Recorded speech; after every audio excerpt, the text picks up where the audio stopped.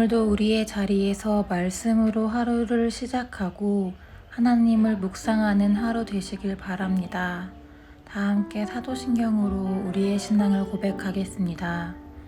전능하사 천지를 만드신 하나님 아버지를 내가 믿사오며 그 외아들 우리 주 예수 그리스도를 믿사오니 이는 성령으로 잉태하사 동정녀 마리아에게 나시고 본디오 빌라도에게 고난을 받으사 십자가에 못 박혀 죽으시고 장사한 지 사흘 만에 죽은 자 가운데서 다시 살아나시며 하늘에 오르사 전능하신 하나님 우편에 앉아 계시다가 저리로서 산 자와 죽은 자를 심판하러 오시리라.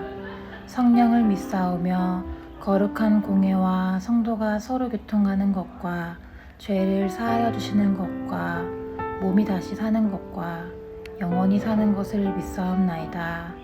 아멘.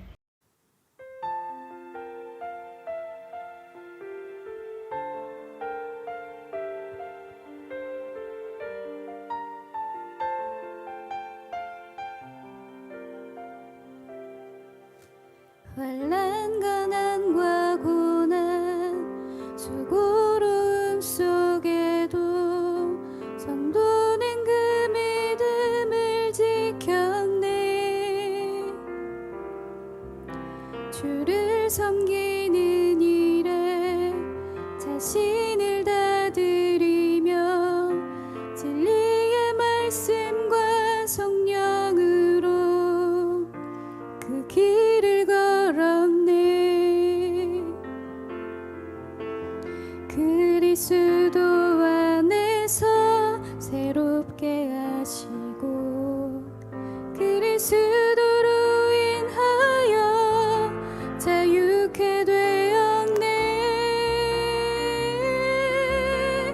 우리는 무명하나 유명한 자유 죽음의 위기 속에도 참 생명 가졌고 근심 하나 기뻐하며 가난 하나 다른 일이 부유케 하는 자로다.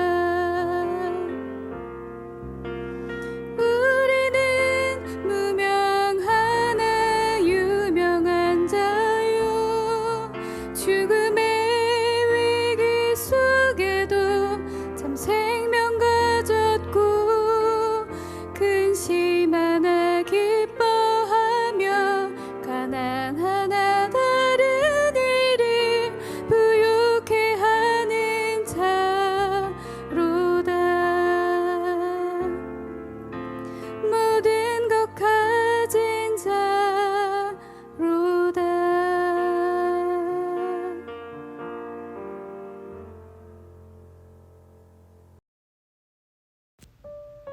오늘 우리가 함께 나눌 말씀은 고린도전서 12장 27절에서 31절 말씀입니다. 너희는 그리스도의 몸이요 지체의 각 부분이라. 하나님이 교회 중에 며칠 세우셨으니 첫째는 사도요, 둘째는 선지자요, 셋째는 교사요, 그 다음은 능력이요, 그 다음은 병 고치는 은사와 서로 돕는 것과 다스리는 것과 각종 방언을 하는 것이라. 다 사도겠느냐? 다 선지자겠느냐? 다 교사겠느냐? 다 능력을 행하는 자겠느냐? 다 병 고치는 은사를 가진 자겠느냐? 다 방언을 말하는 자겠느냐? 다 통역하는 자겠느냐? 너희는 더욱 큰 은사를 사모하라. 내가 또한 제일 좋은 길을 너희에게 보이리라. 아멘. 반갑습니다. 오늘 고린도전서 12장 27절부터 31절을 중심으로 은혜라는 주제의 말씀을 함께 나누겠습니다. 고린도전서 12장에 들어와서 하나님께서는 바울을 통해서 우리에게 은사에 대해서 말씀을 주셨습니다. 은사는 어떤 신비하고 특별한 능력이 아니라 하나님께서 모든 성도들에게 주시는 선물입니다. 은사가 없는 사람은 아무도 없습니다. 은사의 목적은 잘난 척이나 영적 권위가 아니라 섬김과 유익에 있습니다. 은사에는 높고 낮음이 없고 다만 하나님이 주신 은사를 가지고 누가 더 잘 섬기는지, 스스로 낮아지는지, 누가 더 이해하고 용납하는지 결국 그게 중요할 뿐입니다. 우리 몸의 여러 부분, 눈, 귀, 손, 발, 코 등등의 여러 부분이 있는 것처럼, 그리고 각자의 역할이 다 다른 것처럼 하나님께서는 각 사람에게 다양한 은사를 주셔서 교회와 성도들을 섬기게 하셨습니다. 그러면 무슨 기준으로 우리를 어떤 특정한 역할로 왜 그렇게 부르신 걸까요? 그거는 하나님의 원하심, 하나님의 거룩한 뜻이 유일한 기준입니다. 우리는 하나님처럼 지혜롭지 못합니다. 하나님의 지혜를 따라갈 수가 없어서 때로는 하나님이 아무리 설명을 하셔도 못 알아듣습니다. 다만 하나님 앞에 굴복하고 엎드리고 순종하고 충성할 수는 있습니다. 그래서 맡은 자들이 구해야 할 것은 충성일 뿐입니다. 그러므로 우리 스스로가 하나님이 하나님의 뜻대로 세우신 지체인 것을 깨닫고 그리스도 안에서 한 몸 된 교회와 성도들을 섬겨야 합니다. 어제 본문에서 우리 몸을 예로 들어서 말씀을 주셨다면 오늘 본문에서는 교회 안에서 이루어지는 사역들을 가지고 말씀을 주십니다. 자, 12장을 처음 나누면서 하나님께서 교회와 성도들을 섬기라고 은사를 주셨기 때문에 시대에 따라서 그 은사가 당연히 달라진다고 말씀을 드렸습니다. 그래서 성경에 언급된 어떤 특별한 능력에 집착하지 말아야 된다는 거죠. 은사의 목적은 섬김과 유익이기 때문에 어떤 종류의 은사인가 하는 게 아니고 내가 할 수 있는 섬김과 유익이 어떤 자리에서도 훨씬 더 중요한 겁니다. 그거를 알고 나서 오늘 본문을 보셔야 됩니다. 오늘 본문에도 여러 가지 직분이 나옵니다. 그런데 그것은 높고 낮음에 대한 구분이 아닙니다. 바울은 그거를 하나님이 맡기셔서 세우신 역할이다 이렇게 말하죠. 28절입니다. 하나님이 교회 중에 몇을 세우셨으니 첫째는 사도요, 둘째는 선지자요, 셋째는 교사요, 그 다음은 능력을 행하는 자요, 그 다음은 병 고치는 은사와 서로 돕는 것과 다스리는 것과 각종 방언을 말하는 것이라. 사도는 하나님이 직접 부르신 사람들입니다. 예수님의 12제자를 말하죠. 거기에 중간에 가룟 유다가 스스로 목숨을 끊어서 다른 길로 갔고 대신 마띠아를 제비 뽑아서 사도로 세웠습니다. 거기다가 하나님께서 직접 부르신 바울도 포함됩니다. 그리고 선지자라고 돼 있는데 성경에는 선지자, 선견자, 예언자 다 같은 의미로 사용합니다. 말씀 증거자들입니다. 지금은 목사라고 부르죠. 말씀을 제대로 배운 사람들입니다. 그들에 의해서 하나님의 말씀을 풀어서 설교하게 하셨습니다. 그리고 교사가 나오는데 교사는 사도나 목사는 아니지만 말씀을 가르치는 사람들입니다. 교사의 역할은 사도들이나 예언자들, 설교자들과는 다르게 한 지역과 깊은 관련을 맺고 있는 게 그 특징이었습니다. 설교자들이 여러 곳을 돌아다니면서 설교를 하고 교사들은 설교자가 없을 때 말씀으로 성도들을 양육하는 겁니다. 특별히 그 시대는 지금처럼 성경을 누구나 가지고 있었던 게 아니라 필사해서 거의 드물게 가지고 있었기 때문에 교사의 역할이 굉장히 중요했습니다. 그리고 능력을 행하고 병을 고치고 서로 돕고 리더십이 있고 다른 언어를 말하는 그런 사람들을 나오는데 이런 것들에 대한 설명은 이전의 아침 경건회를 통해서 확인하시면 됩니다. 다만 중요한 거는 하나님께서 왜 그렇게 각자에게 다른 은사를 주셨는가 하는 겁니다. 29절입니다. 다 사도이겠느냐? 다 선지자이겠느냐? 다 교사이겠느냐? 다 능력을 행하는 자이겠느냐? 다 병 고치는 은사를 가진 자이겠느냐? 다 방언을 말하는 자이겠느냐? 다 통역하는 자이겠느냐? 그러니까 모두가 같은 은사, 같은 역할이 아니라는 말입니다. 은사의 목적을 다시 한번 생각해야 됩니다. 은사는 뭐죠? 왜 주셨습니까? 그 한 사람 개인을 세워주기 위해서, 한 사람을 위로하기 위해서, 한 사람에게 내가 너와 함께한다를 보여주기 위해서 주시는 게 아닙니다. 그 사람이 돋보이라고 주시는 것도 아니고 그 사람의 권위를 위해서 주시는 것도 절대로 아닙니다. 반대라고요. 하나님 나라와 교회와 성도들을 섬기라고 주신 겁니다. 그래서 섬김과 유익으로만 말할 수 있는 게 은사입니다. 그래서 바울은 이어서 은사의 모습, 은사의 영역을 부러워하거나 그것을 간절히 원하고 나도 저거를 좀 할 수 있으면 좋겠다 그러지 말고 더욱 큰 은사를 사모하라 이렇게 말합니다. 31절입니다. 너희는 더욱 큰 은사를 삼하라. 내가 또한 가장 좋은 길을 너희에게 보이리라. 여기서 말하는 더욱 큰 은사는 고린도전서 13장에 소개될 사랑입니다. 사랑이 더욱 큰 은사인 이유는 분명합니다. 은사의 목적이 섬김과 유익에 있기 때문입니다. 그래서 무슨 일을 하는가 하는 것보다 사랑으로 하는 것, 진심으로 사랑하면서 섬기는 게 가장 중요한 거죠.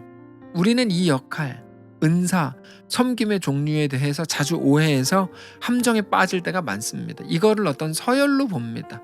어떤 능력을 가진 사람들을 그래서 부러워하고 부러움을 넘어서서 추종하고 나도 저렇게 되면 좋겠다라고 바라고 소망하는 모습들이 너무 많습니다. 우리는 성경에서 무엇을 말씀하시는지를 제대로 보아야 합니다. 하나님은 우리가 가진 것으로 섬기기를 요구하십니다. 어제 아침 경건회를 통해서도 잠시 언급을 했지만 우리가 가진 경험도 상당히 좋은 섬김의 도구가 됩니다. 누구도 겪어본 적 없는 아픔을 겪었다면, 심각한 병에 걸렸었다면, 누구도 상상할 수 없는 큰 일을 겪었다면 그것도 섬김을 위해서 귀한 도구가 될 겁니다. 우리는 섬길 수 있는 귀한 도구를 가지게 된 아주 소중한 시간을 지나온 것이죠. 많이 배운 것, 어떤 운동을 잘하는 것, 특정한 분야의 공부를 한 것, 아주 독특한 자녀를 키워본 것, 아주 힘든 가정에서 자란 것, 사기를 당한 것, 돈을 많이 번 것, 특별히 키가 큰 것, 특별하게 키가 작은 것 등등의 우리가 걸어온 모든 길과 지금 걷고 있는 우리의 모든 길, 우리의 모든 상황이 하나님 나라와 교회와 성도들을 섬길 수 있는 너무나 좋은 도구가 되는 겁니다. 여러분, 로마서 8장의 말씀을 기억하십시오. 하나님을 사랑하는 자, 그렇게 그의 뜻대로 부르심을 입은 자들에게는 모든 것이 합력하여 선을 이룬다고 말씀을 하십니다. 로마서 8장 28절이죠. 우리가 알거니와 하나님을 사랑하는 자, 곧 그의 뜻대로 부르심을 입은 자들에게는 모든 것이 합력하여 선을 이루느니라. 그래서 언젠가 표현한 것처럼 하나님 나라에는 쓰레기통이 없는 겁니다. 쓰레기통이라는 것은 쓰레기, 버려야 될 것들을 버리는 통이라는 의미인데 우리 삶에는 버릴 것들이 아무것도 없거든요. 우리는 버리고 싶은 게 많죠. 지금의 모습, 연약함, 우리 경험, 우리의 과거가 마음에 들지 않습니다. 그래서 버리고 싶어요. 근데 그 어떤 것이라고 해도 하나님을 사랑할 때, 그의 뜻에 순종하기로 할 때 절대로 버릴 게 없다는 거죠. 그게 죽음까지도 이기신 우리 하나님의 능력 안에서 우리에게 이루어질 놀라운 역사인 것을 믿으시기 바랍니다. 그래서 우리는 주 안에서 모든 것이 은혜라고 고백할 수 있게 되는 겁니다. 결국 오늘 우리의 삶을 하나님께 가지고 나아가는 게 가장 중요합니다. 그때 우리의 모든 경험과 역사가 새롭게 해석되기 시작할 겁니다. 그렇게 결국 우리를 받으시는 하나님의 크심을 바라보면서 오늘도 넉넉하고 당당하게 그 길을 걷는 거룩한 성도들 되시기를 바랍니다. 기도하겠습니다. 살아계신 하나님 감사합니다. 우리의 오늘을 주께 맡겨드립니다.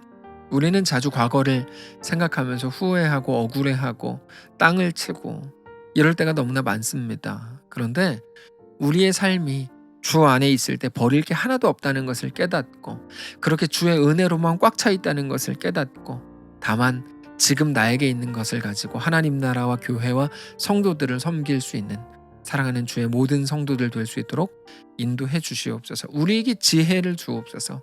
우리의 삶, 우리의 인생, 우리의 모든 과거, 우리의 현재와 미래를 온전히 보는, 온전히 해석해내는 지혜를 허락하셔서 우리 삶을 그렇게 오늘 또다시 주님께 내어드리는 거룩한 삶이 다 되도록 축복하시옵소서. 감사드리며 살아계신 예수님의 이름으로 기도합니다. 아멘. 사랑하는 성도 여러분, 하나님께서 오늘 하루를 우리에게 허락하셨습니다. 믿음으로 주께 나아가시기를 바라고 어떤 형편에서든지 주님만을 뜨겁게 사랑하고 우리 주님과 함께 동행하는 거룩한 우리의 오늘이시기를 축복합니다.